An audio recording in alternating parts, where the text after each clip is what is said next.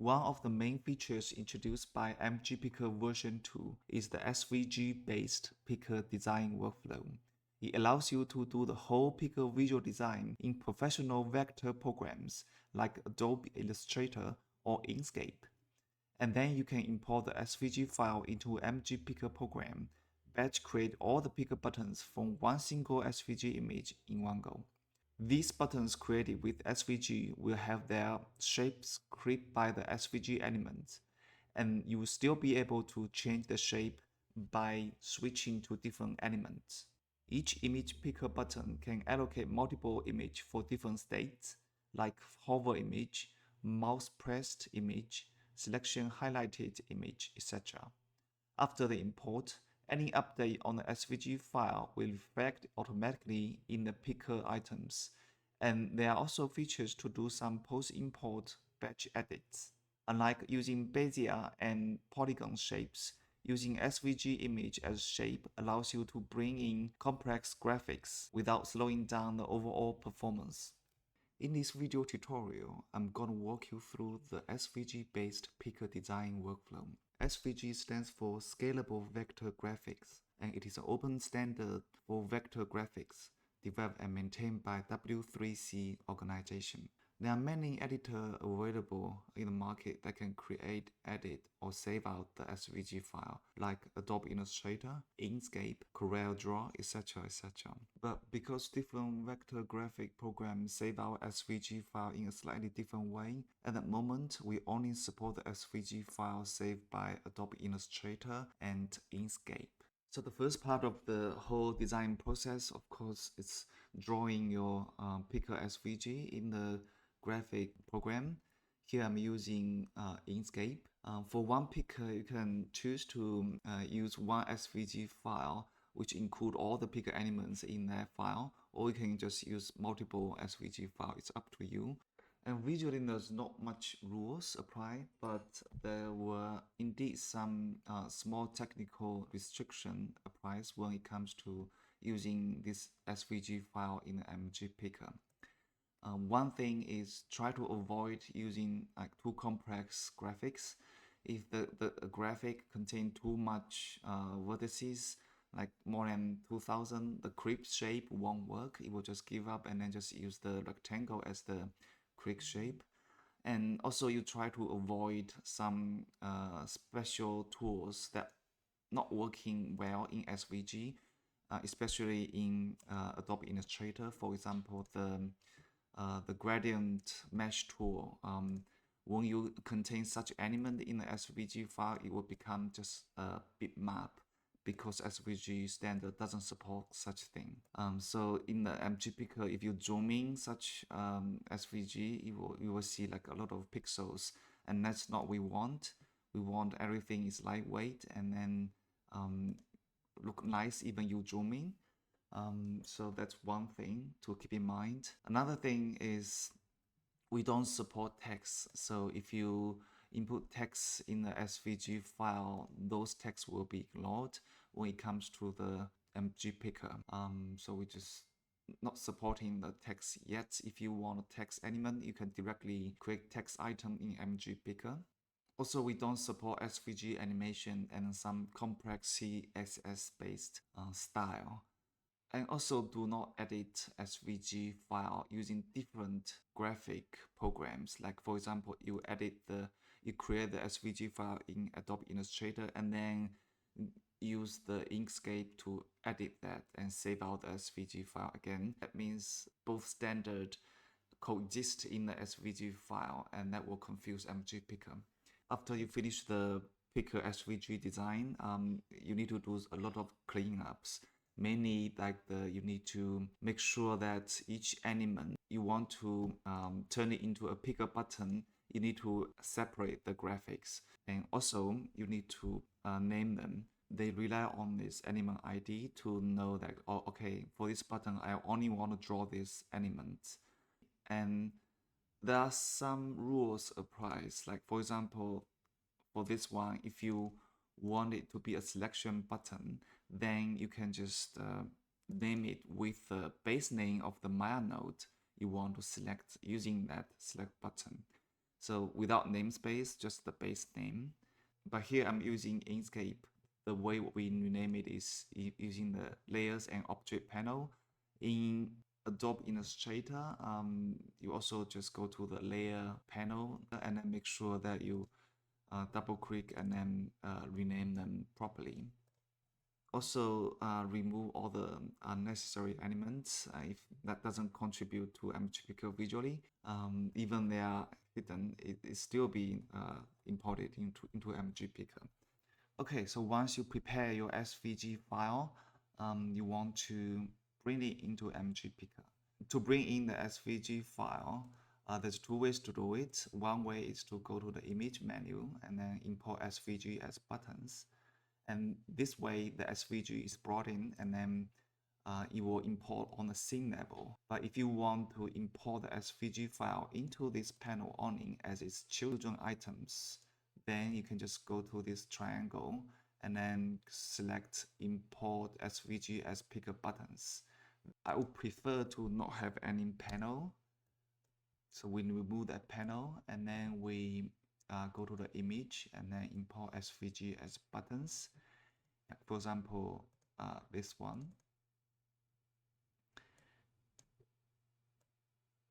Basically, this area shows the preview of the SVG image. And here we can pick different SVG file for different state. For example, the hover state means when cursor hover to this picker button, it will use that image instead. And there's also like mouse pressed state. When you press this button, you want to display a different image. You can pick up a different path. And there's also selection highlight image. That means for selection button, if we have the Maya node selected in Maya scene, usually we display an image in like lighter light list. But you can also specify a special SVG file. Make sure that different SVG file you use in different state, they need to have the same SVG elements.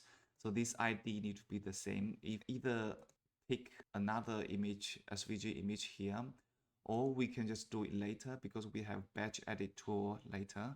And this area shows all the element ID, the tree hierarchy. So by default, it do a pass of guessing and it check, okay, this one, it looks like will be a selection button. So it will just make it a selection button. But there's nothing imported in the picker file yet.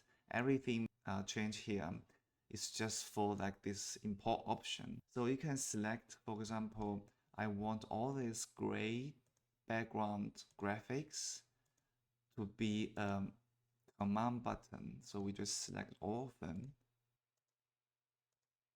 Select all of them and then hit this button to turn it into a command button. And also some cosmetic purpose graphic, we just turn it into like graphic item. This is a new item type introduced in MGPicker version 2. They are just there for the cosmetic purpose. And also for those two little indicator, we also want it to be just graphic item. So after the import, if you feel like there's some elements that are not marked as a correct item type, you can just delete everything and then just re-import again. Okay, so let's move on to the option area.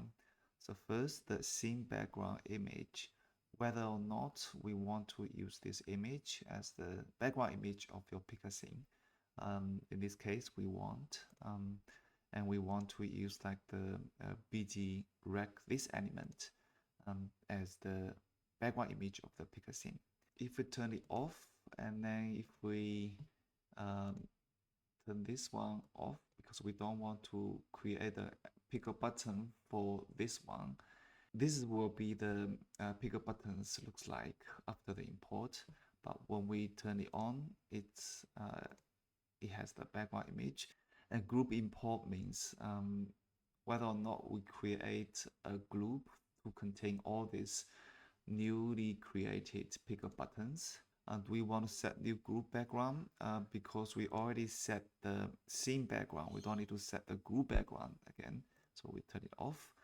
And do we want to scale the SVG content? Otherwise, it will just use the image size itself to dictate the size of the picker button imported.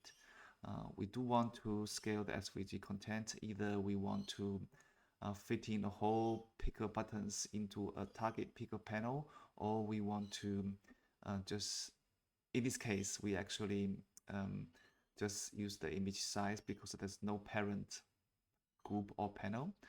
But we still want to turn on the scale content, because later if we want to scale, like for example, a batch of the picker buttons, and then you will realize that, oh, actually this image not scaling with the picker button size, and that's because you turn it off.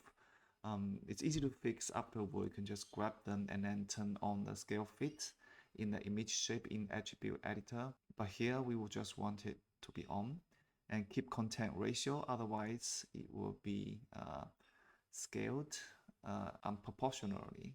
We don't want that. And do we want ID as selection button? Because we already named them correctly, and we do want to say use this one because it's select button. We want to use this base name as the my node name as the member of that selection button. So we do want to check this option on, and we hit the import button and give it a little bit time to think about it. And here we go, we got this import result. As you can see, because we turn on the keep ratio, it doesn't fill up all the space, but we do want to fill up all the space. We just turn it off, so that no matter how large you scale your picker window, this background image of the picker scene will fill up all the space. So now we've brought in all the picker buttons based on these SVG elements. What if we want to change a little bit the visual design in this SVG file? We can just go back to the SVG file, and for example, we want to move this shape a little bit, and we want to change the color of those two circles, and we hit Ctrl S to save it, and then we go back to Maya. It already synced. Of course, this is just some random edit. Ctrl S again, and going back, it's back to normal. If this auto sync doesn't work, most of chance is because the SVG file you are editing in like Inkscape or Adobe Illustrator is not the SVG file actually used by this picker file.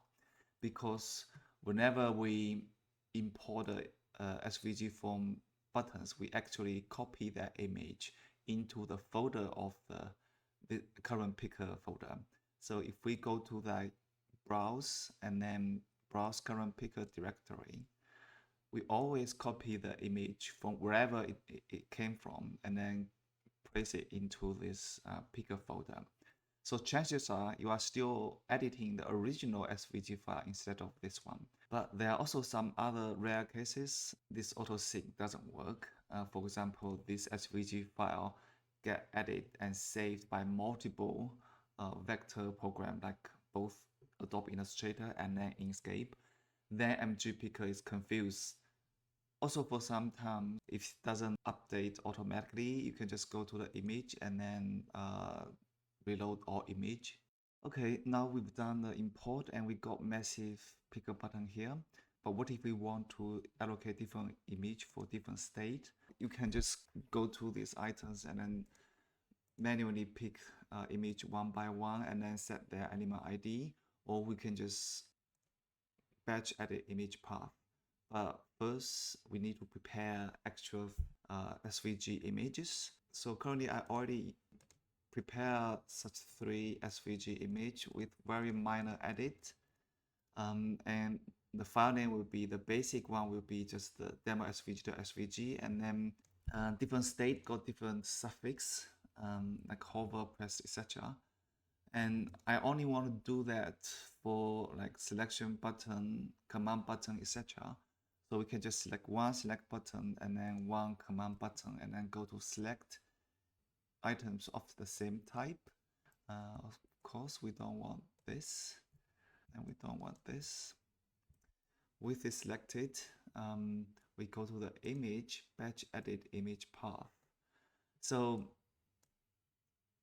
currently we use the basic state as the reference. And then for hover image, this stands for the actual directory path. And here we don't have directory path because it's already within the picker folder. And we also got the ref name, which stands for the demo SVG here, because we are referencing the base image. And this ref name is basically the base name of this file. And ref.axt means like the extension file. So it could be a PNG file, it could be a SVG file. So here, this one stands for SVG. And we just want to have append the suffix. So for example, it's hover, because this is like the hover. And for this one is press. And for this one, let me double check, dot. So make sure all these match up to the actual file name. And then we hit like the batch set, batch set, batch set. As you can see, all these are set correctly. Okay, so far we've done the whole process and do it manually. Just want to mention that if you want to automate the whole process, it is possible. So especially in the big studio, you want to manually design the picker SVG in the graphic program, but then you want to automatically create the whole picker to the end automatically using script. You can do that. If you go to like the help menu and then help for programmer, and then you go to the for programmer section and then you go to the SVG import command. This is the API that MGPicker exposed to help you to import all the picker buttons from an SVG file. So this take care of the import process itself, but with all the kind of, if you have properly name it, like for example, if you in the SVG file, you properly name it like with the name, and then after import, the name will become here, and then it will help you to identify different picker buttons, and then you can do extra stuff in your script or do whatever you want to create attribute button, to create a region, etc, etc. Okay, that concludes our tutorial today. Thanks for watching. See you next time.